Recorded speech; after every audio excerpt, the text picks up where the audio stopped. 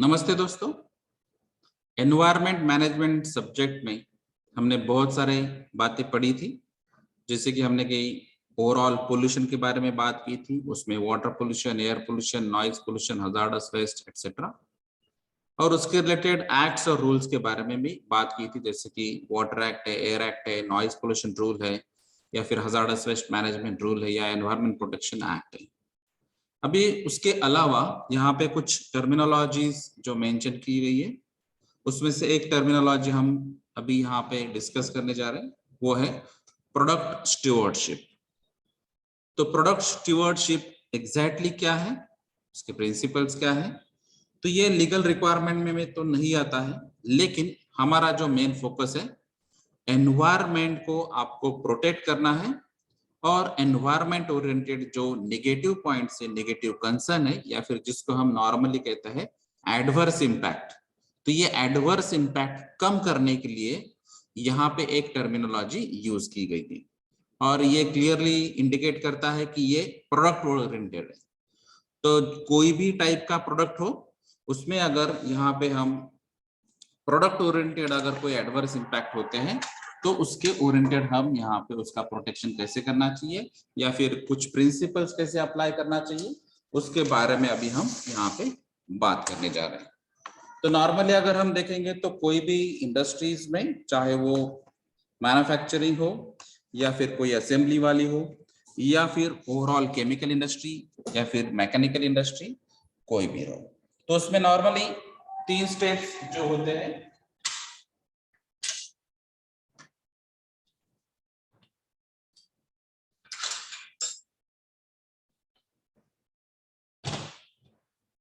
उसमें हम मेनली देखते हैं कि रॉ मटेरियल, प्रोसेस और आउटपुट, या फिर प्रोडक्ट। तो अगर हम नॉर्मली अगर बात करेंगे प्रोडक्ट स्टीवर्डशिप के बारे में, तो यहाँ पर आपको सिंपल सा जो फ्लो चार्ट होता है, वो होता है यहाँ पर रॉ मटेरियल, उसका प्रोसेस और प्रोडक्ट। तो हर एक कंपनी के लिए जो प्रोडक्ट वर्डिंग है वो अलग अलग हो सकती है। जैसे कि अगर एक कंपनी का जो प्रोडक्ट होगा, तो शायद वो दूसरे कंपनी के लिए रॉ मटेरियल भी हो सकता है। तो हमारा मेन कंसर्न ये है कि ये जो प्रोडक्ट आता है, वो जो पर्टिकुलर फैक्ट्री या कंपनी का, तो उसमें ये प्रोडक्ट स्टीवर्डशिप क्या है। तो ये एक एनवायरमेंट मैनेजमेंट स्ट्रेटजी है, जहां पर आपको जो एनवायरमेंटल इंपैक्ट, यानी पर्यावरण को जो नुकसानदायक जो भी बातें होंगी, या फिर जो निगेटिव इंपैक्ट होंगे, उसको मिनिमाइज करना, यही प्रोडक्ट स्टीवर्डशिप है। लेकिन अगर हम यहाँ पर देखेंगे, तो प्रोडक्ट जो है वो डिजाइन भी हो सकता है, प्रोड्यूस भी हो सकता है, सेल भी करता है, कोई यूज भी करता है, जैसे कि हम कंज्यूमर यूज करते हैं। तो जहां से ये प्रोसेस स्टार्ट होता है, जहां से ये ओरिजिनेट होता है और कंज्यूमर तक आता है, और उसके बाद में भी डिस्पोजल प्रोसेस है, तो ये ओवरऑल प्रोसेस को अगर हम देखेंगे तो उसको हम लाइफ साइकिल कहते हैं। तो कोई भी प्रोडक्ट का अगर हम लाइफ साइकिल स्टडी करेंगे, जैसे कि ये प्रोडक्ट कैसे बना, उसमें प्रोसेस क्या हो चुकी है, उसमें कितने टाइम का ड्यूरेशन लगा है, वो अलग अलग किस स्टेप से गया है, प्रोसेस में भी अलग अलग अगर इंटरमीडिएट्स वहां पे फॉर्म होते हैं,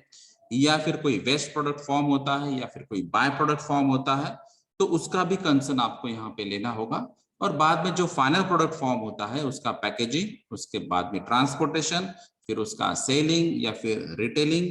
जो भी यहाँ पर बातें हैं, उसके बाद में आता है कंज्यूमर्स, और कंज्यूमर का यूज करने के बाद वो डिस्पोजल के लिए जा सकता है। तो ये ओवरऑल प्रोसेस में बहुत बड़ी लाइफ साइकिल है। तो ये ओवरऑल लाइफ साइकिल में अगर यहाँ पे कोई एनवायरमेंट पे एडवर्स इंपैक्ट होता है या नेगेटिव इंपैक्ट होता है, तो उसको मिनिमाइज करने का जो एनवायरमेंट स्ट्रेटेजी है, उसको कहते हैं प्रोडक्ट स्टीवर्डशिप। तो इसमें आपको फुल लाइफ साइकिल यहाँ पे स्टडी करनी होगी, और फुल लाइफ साइकिल में अगर आप देखेंगे तो मेजॉरिटी केसेस में यहाँ पर मेजर रिस्पॉन्सिबिलिटीज आती है प्रोड्यूसर्स की, क्योंकि प्रोड्यूसर के यहाँ पर ही, यानी कि जो फैक्ट्री है या कंपनी है, वहां पे वो प्रोडक्ट प्रोड्यूस करने के पहले बहुत सारी प्रोसेस होती है। तो ये प्रोसेस यहाँ पर मैक्सिमम होती है, मैक्सिमम टाइम ड्यूरेशन होता है। इसीलिए प्रोड्यूसर का मेन रिस्पॉन्सिबिलिटी है कि यहाँ पर जो भी प्रोडक्ट के अलग अलग स्टेजेस में या फिर लाइफ साइकिल के जो अलग अलग स्टेजेस होते हैं लाइफ साइकिल के, वो अलग अलग स्टेजेस का जो नेगेटिव इम्पैक्ट है उसको मिनिमाइज करना होगा। अभी ये अगर प्रोड्यूसर के अलावा बाकी की भी बहुत सारे यहाँ पर कंपोनेंट्स हैं, लेकिन मेजर रिस्पॉन्सिबिलिटी होगी प्रोड्यूसर की। अभी यही प्रोडक्ट स्टीवर्डशिप का अगर हम कंसेप्ट देखेंगे तो ये इंटरकनेक्ट करता है ईपीआर को, यानी कि एक्सटेंडेड प्रोड्यूसर रिस्पॉन्सिबिलिटीज। जैसे कि हमने अभी फिलहाल बैटरी वेस्ट में भी देखा था या फिर ई वेस्ट मैनेजमेंट साइकिल में भी देखा था कि जो भी वेस्ट जनरेट होती है, जो भी प्रोडक्ट जनरेट होता है, तो उसका वेस्ट मिनिमाइजेशन करना या फिर जो भी टाइप का वेस्ट होगा उस हिसाब से उसका डिस्पोजल करना या फिर उसका रीयूज करना, रिसाइकल करना, ऐसे बहुत सारी रिस्पॉन्सिबिलिटीज प्रोड्यूसर को एडिशनल दी गई है। तो ये जो एडिशनल रिस्पॉन्सिबिलिटीज है और ये गवर्नमेंट ने दी है, क्योंकि ये जैसे हम कहते हैं कि ऑथेंटिक रिसाइकलर, ऑथेंटिक प्रोड्यूसर, ऐसे अलग अलग टर्मिनोलॉजीज हम यूज करते हैं, तो उसमें ये प्रोड्यूसर की अलग अलग एडिशनल रिस्पॉन्सिबिलिटीज है, इसीलिए इसको कहते हैं एक्सटेंडेड प्रोड्यूसर रिस्पॉन्सिबिलिटी। तो अगर हम इसको प्रोडक्ट स्टीवर्डशिप भी कनेक्ट करते हैं तो यहाँ पर भी आपको क्लियर पता चलता है कि प्रोडक्ट स्टीवर्डशिप में भी हम यही बात कर रहे हैं कि वेस्ट मिनिमाइजेशन करना है। जो भी यहाँ पे प्रोडक्ट प्रोड्यूस करते टाइम अलग अलग लाइफ साइकिल के स्टेजेस में अगर नेगेटिव इंपैक्ट होता है एनवायरनमेंट पे तो वो मिनिमाइज करना है। और सिमिलर पैटर्न का यही पॉइंट्स यहाँ पर एक्सटेंडेड प्रोड्यूसर रिस्पॉन्सिबिलिटीज में भी दिया गया है। इसीलिए प्रोडक्ट स्टीवर्डशिप और एक्सटेंडेड प्रोड्यूसर रिस्पॉन्सिबिलिटीज ये इंटरचेंजेबल या interconnected long term duration oriented terminologies यहाँ पर यूज की जाती है। इसके अलावा अगर हम चेक करेंगे तो कुछ ऑर्गेनाइजेशंस ऐसे हैं जैसे कि प्रोडक्ट स्टीवर्ड इंस्टीट्यूट्स, इसमें अलग अलग डेफिनेशंस प्रोडक्ट स्टीवर्डशिप की दी गई है। लेकिन जैसे हमने स्टार्टिंग में ही कहा है कि हमारा टॉपिक एनवायरनमेंट मैनेजमेंट के अंडर है, इसलिए हमारा मेन कंसर्न या फोकस होगा कि एनवायरनमेंट पे जो भी एडवर्स इंपैक्ट होते हैं या नेगेटिव इंपैक्ट्स होते हैं उसको मिनिमाइज करने के ओरिएंटेड हम प्रोडक्ट स्टीवर्डशिप का यहाँ पे डिस्कशन करेंगे। तो अगर हम प्रोडक्ट स्टीवर्डशिप के अलग अलग पॉलिसीज या प्रिंसिपल्स की बात करेंगे तो अलग अलग कंट्रीज या स्टेट्स या रीजन्स में अलग अलग यहाँ पे पॉलिसीज या प्रिंसिपल्स हो सकते हैं। तो यहाँ पर सिर्फ एक एग्जाम्पल लिया गया है जिसके थ्रू हम यहाँ पर प्रोडक्ट स्टीवर्डशिप की कुछ प्रिंसिपल्स पढ़ सकते हैं, और यही बहुत सारे प्रिंसिपल सिमिलर पैटर्न में अलग अलग रीजन या कंट्रीज में हो सकते हैं। यहाँ पर मैंने अभी ये NWPSC यानी कि north west product stewardship council जो गवर्नमेंट ऑर्गेनाइजेशन है वॉशिंगटन ओरेगॉन का, तो इन्होंने एग्जैक्टली प्रिंसिपल्स क्या बताया, उन्होंने जो भी स्टडी किया है उसके बेसिस पे ये प्रिंसिपल्स बनाए हैं, यही अभी हम स्टडी करने वाले हैं। तो प्रोडक्ट स्टीवर्डशिप में यहाँ पे फर्स्ट प्रिंसिपल है उनका जो है प्रोड्यूसर रिस्पॉन्सिबिलिटी। तो यहाँ पर प्रोड्यूसर रिस्पॉन्सिबिलिटी अगर देखेंगे तो ये हमने पहले बात की थी कि स्टार्टिंग से एंडिंग तक जो भी प्रोडक्ट बनता है तो उसमें अलग अलग स्टेजेस आती है, जैसे कि डिजाइन की स्टेज आती है वहां पे, या फिर मैनेजिंग की स्टेज आती है, या फिर फाइनेंसिंग की स्टेज आती है। तो ये अलग अलग जो भी स्टेजेस होंगे ये हर एक स्टेज में यानी कि लाइफ साइकिल के स्टेजेस में जो भी यहाँ पर एडवर्स इंपैक्ट हो सकते हैं उसको मिनिमाइज करने के लिए आपको स्टीवर्डशिप प्रोग्राम बनाना होगा। तो ये स्टीवर्डशिप प्रोग्राम जो है, ये स्टीवर्डशिप प्रोग्राम का यहाँ पे रिस्पॉन्सिबिलिटीज जो आता है वो है मेन प्रोड्यूसर पे। अभी ये प्रोड्यूसर खुद भी बना सकता है, तो ये डिपेंड है रीजन, स्टेट या गवर्नमेंट पे कि यहाँ पर प्रोड्यूसर की जो रिस्पॉन्सिबिलिटी है स्टीवर्डशिप प्रोग्राम बनाने की, वो उनको फ्लेक्सिबिलिटी दे सकते हैं, वो खुद का प्लान यहाँ पे बनाए, या फिर वो अगर कोई गवर्नमेंट ने प्लान बनाया है या फिर एक्सपर्ट्स ने प्लान बनाया है और ऑथेंटिक प्लान अगर होता है तो उसमें वो पार्टिसिपेट भी कर सकते हैं। लेकिन ये फर्स्ट प्रिंसिपल होगा प्रोडक्ट स्टीवर्डशिप पॉलिसी ओरिएंटेड कि प्रोड्यूसर की ही ये रिस्पॉन्सिबिलिटी है कि वेस्ट मैनेजमेंट या मिनिमम एडवर्स इम्पैक्ट के लिए प्रोडक्ट के ओरिएंटेड आपको स्टीवर्डशिप प्रोग्राम बनाना होगा। तो आपको खुद का प्रोग्राम बनाएं या फिर आप कहीं पे पार्टिसिपेट करें। तो इसमें अगर आप देखेंगे तो यहाँ पर एंड ऑफ लाइफ मैनेजमेंट के लिए ये प्रोग्राम में अलग अलग कंपोनेंट्स का ध्यान रखा जाता है, जैसे कि यहाँ पर प्रोडक्ट का कलेक्शन हो सकता है, ट्रांसपोर्टेशन होगा, या फिर जो रिस्पॉन्सिबल रीयूज हो सकता है, रिसाइकल हो सकता है, या फिर डिस्पोजिशन हो सकता है। तो ये जो अलग अलग टेक्निक्स है, जैसे कि अगर हम मटेरियल को कलेक्ट करते हैं या फिर उसको ट्रांसपोर्ट करते हैं, अलग अलग मटेरियल्स के लिए अलग अलग ट्रांसपोर्टेशन टेक्निक है, या फिर उसमें अगर पॉसिबल होगा तो यहाँ पर साइंटिफिक मेथड से आप ये भी चेक कर सकते हैं कि इसमें से अगर कोई वेस्ट या बाय प्रोडक्ट या सेम प्रोडक्ट अगर जो है वो रीयूज कर सकते हैं क्या। अगर यहाँ पे ये रीयूज प्रिंसिपल आता है या फिर अगर ये रिसाइक्लेबल अगर मटेरियल है, प्रोडक्ट है, अगर ये रिसाइकल किया जाता है तो ये सबसे अच्छा एक तरीका हो सकता है, क्योंकि यहाँ पर मटेरियल मिनिमम लगेगा या फिर हम रीयूज रिसाइकलिंग करने की वजह से यहाँ पर जो मटेरियल रिक्वायरमेंट की लोड है वो लोड भी यहाँ पर कम हो जाएगा। उसके बाद में अगर ये प्रोडक्ट जो है यूज करने के बाद या फिर एज ए रिजेक्टेड मटेरियल, तो उसको डिस्पोज ऑफ भी करना होगा। तो ये डिस्पोजल के लिए भी अलग अलग टेक्निक्स है, इसके लिए अलग अलग रीजन्स या स्टेट्स या गवर्नमेंट्स के आपको नॉर्म्स फॉलो करने होंगे। जैसे कि यहाँ पर अगर महाराष्ट्र में देखेंगे तो हम महाराष्ट्र पोल्यूशन कंट्रोल बोर्ड के नॉर्म्स फॉलो करेंगे, या फिर सेंट्रल लेवल पे सेंट्रल पोल्यूशन कंट्रोल बोर्ड्स के नॉर्म फॉलो करेंगे, या फिर अगर कोई पर्टिकुलर एक्ट्स या रूल्स या कोई पर्टिकुलर सेंट्रल रूल होगा तो उसको आपको फॉलो करना होगा। जैसे कि अगर हजार्डस वेस्ट है तो उसके लिए अलग से रूल है, यहाँ पे अगर बायोमेडिकल वेस्ट है तो उसके लिए अलग से रूल है, या फिर अगर ई वेस्ट है तो उसके लिए अलग रूल है। तो ये जो भी टाइप ऑफ वेस्ट होगा वो टाइप ऑफ वेस्ट के बेसिस पे आपको यहाँ पर डिस्पोजल टेक्निक या फिर जो हम 3R principal, 4R principal, 7R principles तक भी हम यूज करते हैं, तो ये कोई भी R प्रिंसिपल से भी आप यूटिलाइजेशन कर सकते हैं। और ऑब्वियसली अगर यहाँ पे वॉल्यूम कम हुआ, मास कम हुआ, तो उसका एडवर्स इंपैक्ट भी मिनिमाइज हो सकता है। तो ये अलग अलग यहाँ पर अगर हम बात करेंगे तो नॉर्मल इंडस्ट्रीज का जो व्यू होता है तो आपको एनवायरनमेंट का व्यू भी देखना होता है। अगर वो साइमल्टेनियसली कॉस्टिंग या फाइनेंस पॉइंट ऑफ व्यू भी देखेंगे तो एनवायरनमेंट का इम्पैक्ट भी आपको रिड्यूस करना है और ओवरऑल कॉस्टिंग भी अगर कम करनी है, या फिर अगर ये दोनों पॉसिबल हो सकते हैं तो मैनेजमेंट एक स्टेप आगे जाएगा और उनको अगर कन्विंस किया जाएगा कि आपकी ओवरऑल कॉस्टिंग भी रिड्यूस होती जाएगी, एनवायरनमेंट का कंसर्न भी आपका क्लियर हो जाएगा, तो वो इजीली यहाँ पर यस कर सकते हैं। तो इसके लिए आपको अलग अलग जो कॉस्टिंग है, जो अलग अलग कवर कॉस्टिंग हो सकती है जो न्यू प्रोडक्ट्स के लिए या फिर हिस्टोरिकल प्रोडक्ट या ऑर्फन प्रोडक्ट्स के लिए, या फिर जो अलग अलग एक्टिविटीज जैसे हमने कलेक्शंस की बात की या फिर कंज्यूमर्स की बात की, या लाइफ साइकिल में जो भी स्टेजेस आते हैं उसकी बात की, तो जहां पर भी ये कॉस्ट लगती है तो ये कॉस्ट अगर ये मिनिमाइज हो सकती है तो ये एक अच्छा तरीका होगा एनवायरनमेंट को बचाने के लिए, प्रोटेक्ट करने के लिए, और साइमल्टेनियसली जहां पर कंपनी का भी बेनिफिट हो। जैसे कि यहाँ पर स्टीवर्ड प्रोग्राम्स में बहुत सारी जगह ये सजेस्ट किया गया है कि जो टैक्स पेयर्स है या जो रेट पेयर्स है,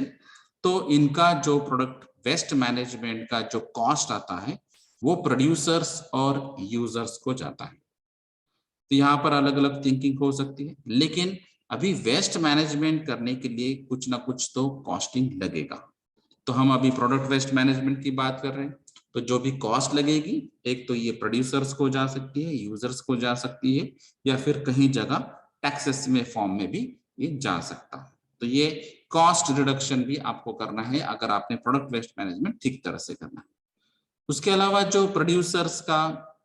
रोल है वो रिस्पॉन्सिबिलिटीज जो है वो दोनों जगह है, जैसे कि गवर्नमेंट के जो भी नॉर्म्स होंगे उसको भी फॉलो करना है आपको, और जो कंज्यूमर्स की रिक्वायरमेंट है उसको भी आपको सेटिस्फाई करना है, और उसके बाद में ही आपका बिजनेस बढ़ेगा, यानी कि क्वालिटी अगर आप मेंटेन करेंगे और गवर्नमेंट के जो भी रिस्ट्रिक्शंस होंगे उसको भी आपको ध्यान में रखना है। तो यहाँ पर प्रोड्यूसर की सबसे ज्यादा रिस्पॉन्सिबिलिटी आती है, इसीलिए प्रोड्यूसर ने ही अगर स्टीवर्ड शिप का प्रोग्राम बनाया या फिर प्रोडक्ट वेस्ट मैनेजमेंट का प्रोग्राम बनाया, प्लानिंग किया, तो वो सबसे अच्छा इंप्लीमेंट हो सकता है। अभी सेकंड अगर प्रिंसिपल देखेंगे तो वो है शेयर्ड रिस्पॉन्सिबिलिटीज। तो यहाँ पर शेयर्ड का मीनिंग क्या है कि अगर सबसे इंपॉर्टेंट हमने बात की थी कि प्रोड्यूसर ही मेन पर्सन है या मेन कंपोनेंट है जिसके ऊपर ये रिस्पॉन्सिबिलिटी है प्रोडक्ट स्टीवर्डशिप प्रोग्राम रन करने के लिए। उसके अलावा अभी यहाँ पर रिटेलर भी ये शेयर कर सकता है, इसीलिए इसको शेयर्ड रिस्पॉन्सिबिलिटीज कहा गया। तो यहाँ पर प्रोड्यूसर प्रोड्यूस करता है, उसके बाद में वो रिटेलर को जा सकता है और रिटेलर फिर वो सेल करेगा और फिर सेल करने के बाद जो कंज्यूमर है या कस्टमर है वो उसको यूज करेगा और फिर बाद में वो डिस्पोजल के लिए जा सकता है। तो यहाँ पर रिटेलर्स का मेन काम तो सेल करना है, लेकिन उसके साथ भी ये स्टीवर्डशिप प्रोग्राम में यहाँ पर ये पार्टिसिपेट कर सकता है। तो प्रोड्यूसर को भी यहाँ पर हेल्प हो सकती है, या फिर अगर आपने कुछ पब्लिक को अगर ये ट्रेन किया तो ये भी एक अच्छा तरीका हो सकता है शेयर्ड रिस्पॉन्सिबिलिटीज का। जैसे कि कुछ गवर्नमेंट्स, लोकल गवर्नमेंट या स्टेट गवर्नमेंट जो होती है वो गवर्नमेंट्स ही प्रोड्यूसर्स और रिटेलर्स को पहले ट्रेन कर देती है और उसके बाद में फिर पब्लिक को भी ट्रेन कर देती है कि प्रोडक्ट का जो वेस्ट मैनेजमेंट है वो कैसे करना चाहिए या एनवायरनमेंट पे मिनिमम नेगेटिव इम्पैक्ट कैसे होना चाहिए, उस हिसाब से as a public, as a customer, as a consumer आपको क्या करना होगा। तो ये भी यहाँ पर पॉसिबिलिटी है कि पब्लिक भी यहाँ पर इन्वॉल्व हो स्टीवर्डशिप प्रोग्राम के लिए। और लास्ट जो हमने बात की थी कि वो एज अ कंज्यूमर भी यहाँ पर हो सकता है। तो ये रिटेलर्स हो सकते हैं या फिर जो पब्लिक है या फिर जो कंज्यूमर्स है ये भी यहाँ पे इन्वॉल्व हो सकती है। तो ये है शेयर्ड रिस्पॉन्सिबिलिटी। उसके अलावा है गवर्नेंस, यानी कि जो गवर्नमेंट या रेगुलेशन अथॉरिटी होगी या बॉडी होगी तो उनका भी यहाँ पर मेजर रोल होगा, क्योंकि गवर्नमेंट ये डिसाइड करेगी कि प्रोडक्ट का प्रोसेस कैसे होना चाहिए, वहां पर रिस्ट्रिक्शंस क्या होने चाहिए, उसके जो अलग अलग गोल्स और परफॉर्मेंस स्टैंडर्ड्स क्या होने चाहिए, और जो भी यहाँ पर मैन्युफैक्चरर हो या प्रोड्यूसर हो या रिटेलर हो या कंज्यूमर्स हो या जनरल पब्लिक हो, उनको ये सभी गोल्स के बारे में उनको जानकारी होनी होगी और जो भी स्टैंडर्ड्स है उस स्टैंडर्ड्स को भी फॉलो करना होगा, तभी आपके जो गोल्स है वो अच्छे हो सकते हैं या फिर जो परफॉर्मेंस है वो भी अच्छा हो सकता है। तो इसलिए जब भी कंपनी यहाँ पर देखेंगी या प्रोड्यूसर देखेगा तो वो मिनिमम कॉस्ट के ओरिएंटेड ज्यादा ध्यान देगा और साइमल्टेनियसली फिर एनवायरनमेंट पे जो मिनिमम एडवर्स इम्पैक्ट का गोल है वो भी यहाँ पे अचीव हो सकता है। तो दोनों का भी आपको ध्यान रखना है। फ्लेक्सिबिलिटी भी यहाँ पे गवर्नमेंट आपको दे सकती है प्रोड्यूसर्स को कि प्रोड्यूसर को जो स्टैंडर्ड्स है वो कैसे बनाने चाहिए या पार्टिसिपेशन कैसे करना चाहिए, गोल्स को अचीव करने के लिए क्या क्या करना चाहिए, और कहीं जगह आपको एनफोर्स भी करना होगा कि ये कंपल्शन भी करना होगा कि आपको ये रिस्ट्रिक्शन से आपको ये मटेरियल यहाँ पे यूज नहीं कर सकते, या फिर अगर ये मटेरियल आपको प्रोड्यूस करना है तो यही पर्टिकुलर पैरामीटर को आपको ध्यान रखना होगा। जैसे कि अगर एग्जांपल लिया जाए तो यहाँ पर अभी महाराष्ट्र में प्लास्टिक जो रूल आया है, तो प्लास्टिक ओरिएंटेड रूल का सिंपल यहाँ पर बेसिक था कि प्लास्टिक को बैन करना चाहिए, क्योंकि जो कम थिकनेस वाला जो प्लास्टिक है वो कहीं पर भी कंज्यूम होता है और उसका जो लाइफ है वो बहुत ज्यादा है, तो इसका एनवायरनमेंट पे एडवर्स इम्पैक्ट बहुत ज्यादा है। इसलिए उन्होंने एक तो प्लास्टिक को मैन्युफैक्चरिंग करना ही कम करना चाहिए या फिर बंद करना चाहिए, अगर फिर भी आपको करना है तो उसमें फिर उन्होंने एक पर्टिकुलर कंडीशन डाल दी कि मिनिमम 50 माइक्रोन साइज वाले ही जो प्लास्टिक या पॉलिथीन बैग्स है उनको अलाउ किया जाएगा। तो ये एक पर्टिकुलर स्टैंडर्ड होगा या रेफरेंस गाइडलाइंस होगी जिसके बेसिस पे आप चल सकते हैं। तो लेस देन 50 माइक्रोन वाले जो प्लास्टिक से ऑटोमेटिकली बंद हो जाएंगे, या फिर अगर किसी ने यूज किया, मैन्युफैक्चर किया तो उसको पेनल्टी भी यहाँ पे लग सकती है। तो ये अलग अलग डिपेंड्स है कि यहाँ पर लोकल गवर्नमेंट क्या करती है या फिर जो भी अथॉरिटी होगी वो अलग अलग स्टैंडर्ड्स क्या बनाती है। उसके अलावा अगर हम देखेंगे तो मैन्युफैक्चरिंग में प्रोसेस और जो प्रायोरिटीज है कंपनी की वो भी यहाँ पर ध्यान रखनी होगी, क्योंकि यहाँ पर लीगल रिक्वायरमेंट भी फुलफिल करना होती है। जो कंपनी का मेन गोल होता है प्रॉफिट, तो वो प्रॉफिट का भी ध्यान रखना होता है और उसके साथ में भी एनवायरनमेंट का भी आपको ध्यान रखना है।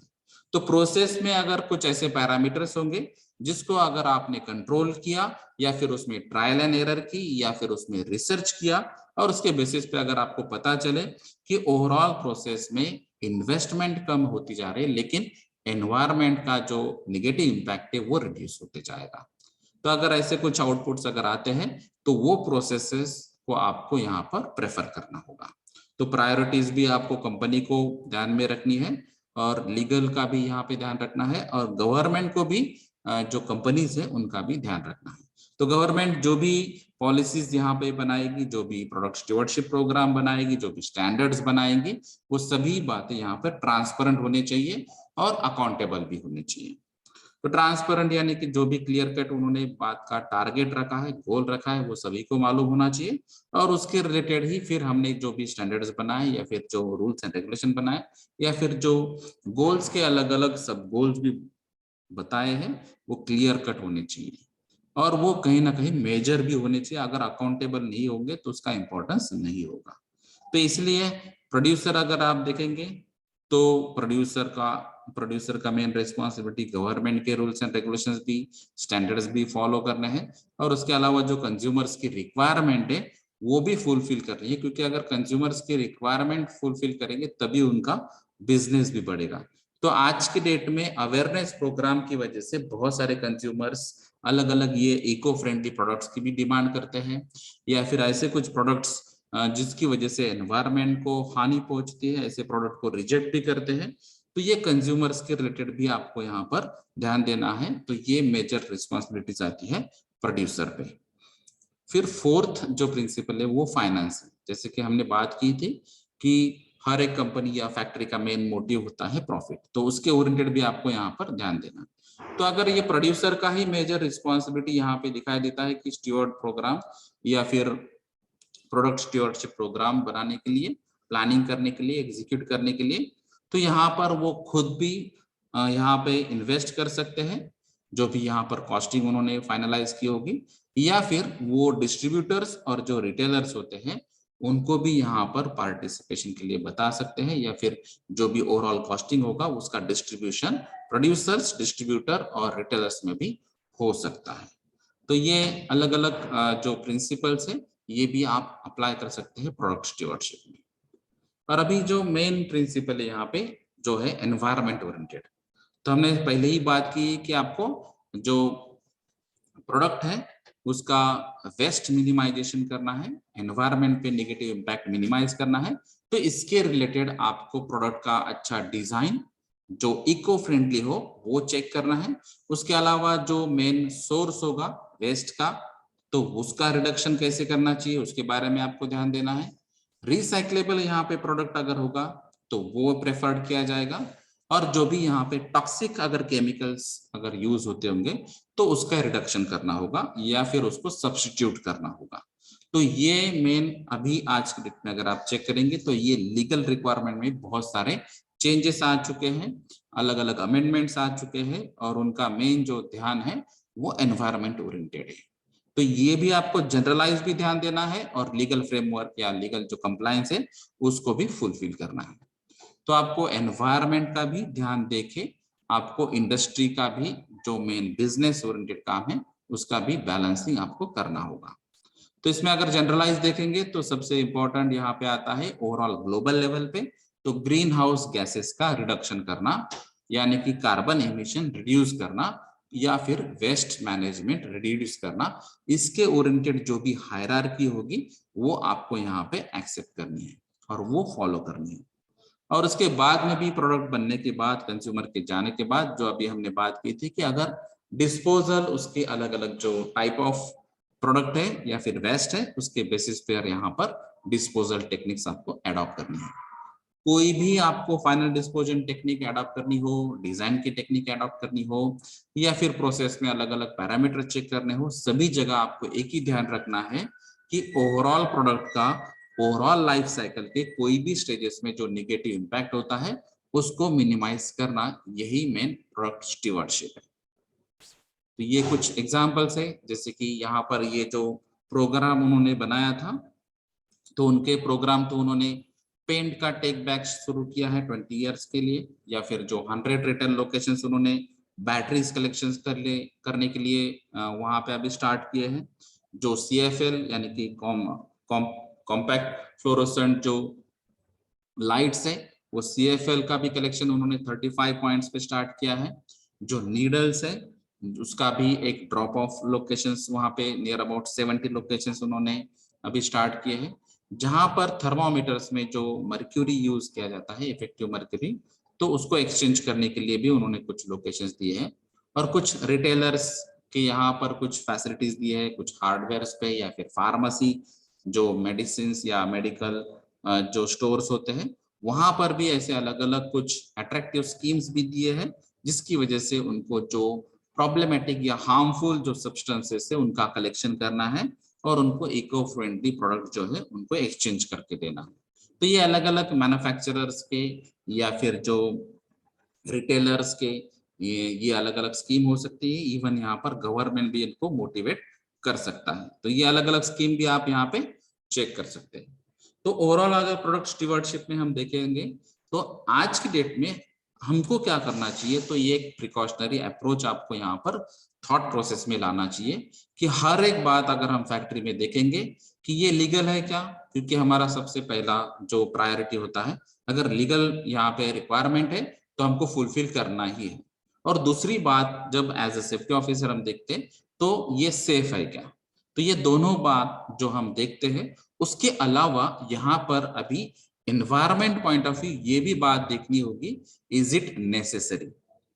ये आपको सही में लगता है या नहीं लगता है, या फिर आपने सिर्फ स्टॉक किया है या फिर सिर्फ ऑर्डर किया है, या फिर ये नेसेसरी नहीं है फिर भी हमने परचेस कर लिया या प्रोड्यूस कर लिया या मैन्युफैक्चर कर लिया, ये भी आपको यहाँ पर देखना होगा। तो इसके लिए अगर आप सोचेंगे कि एनवायरमेंट के जो अलग अलग कंसर्न्स हमने अभी आज तक देखे हैं, जैसे कि अभी मैंने प्लास्टिक का एग्जाम्पल देखा था, तो यहाँ पर पॉलिथीन बैग्स का है या फिर जो प्लास्टिक बॉटल्स हम यूज कर रहे हैं जो यूज एंड थ्रो होते हैं, या फिर ऐसे यूज एंड थ्रो वाले बहुत सारे प्लास्टिक के आइटम्स हैं। ऐसे कितने सारे आइटम्स है यहाँ पर जिसकी वजह से यहाँ पर एनवायरमेंट पे, एनिमल्स पे, पीपल्स पे या ट्री प्लांटेशन या फिर जो एग्रीकल्चर प्रोडक्ट्स है उस पे अलग अलग निगेटिव इम्पैक्ट हो रहे हैं। तो अभी हम कितने दिन तक ये सोचते बैठेंगे बिफोर टेकिंग एक्शंस, तो इसके लिए आपको कुछ जो एग्जाम्पल्स हैं उसका भी ध्यान देना होगा। और ये जो इम्पोर्टेंस है ये आपको मालूम ही है, जैसे कि लीगल रिक्वायरमेंट, सेफ्टी रिक्वायरमेंट, और अभी जो हमने बात की थी कि नेसेसरी की रिक्वायरमेंट। तो ये एग्जाम्पल से ही आपको पता चलेगा कि ऐसे बहुत सारे प्रोडक्ट यहाँ पर सिर्फ ये सैंपल बताए गए कि प्लास्टिक बैग्स को आपको यूज नहीं करना चाहिए आज की डेट में। वाटर बॉटल्स जो उसकी जगह आप स्टील बॉटल्स यूज कर सकते हैं, कॉपर बॉटल्स यूज कर सकते हैं, या फिर जहां पे जो नेचुरल ग्रीन या ग्रास रहता है उसकी जगह बहुत सारे लोग आर्टिफिशियल टर्फ की डिमांड करते हैं, तो वो भी यूज नहीं करना चाहिए। और जो मर्क्यूरी रिलेटेड जो भी लाइट्स अभी होते हैं तो वो लाइट्स का भी अभी यहाँ पर यूटिलाइजेशन मिनिमाइज करना चाहिए या फिर बैन करना चाहिए। तो आज के डेट में अगर आप चेक करेंगे तो डेली लाइफ में और उसके साथ में फैक्ट्री में भी आप अलग अलग ऐसे एग्जाम्पल चेक कीजिए जिनका, जिस प्रोडक्ट का अगर एनवायरमेंट पे निगेटिव इम्पैक्ट होता है तो उसको मिनिमाइज करने के अलग अलग तरीके सोचिए, और जो भी उसमें से बेस्ट तरीका होगा वो तरीका आपको अपनाना चाहिए और आपको कंपनी के जो टॉप मैनेजमेंट है उनको रिकमेंड भी करना चाहिए। Thank you.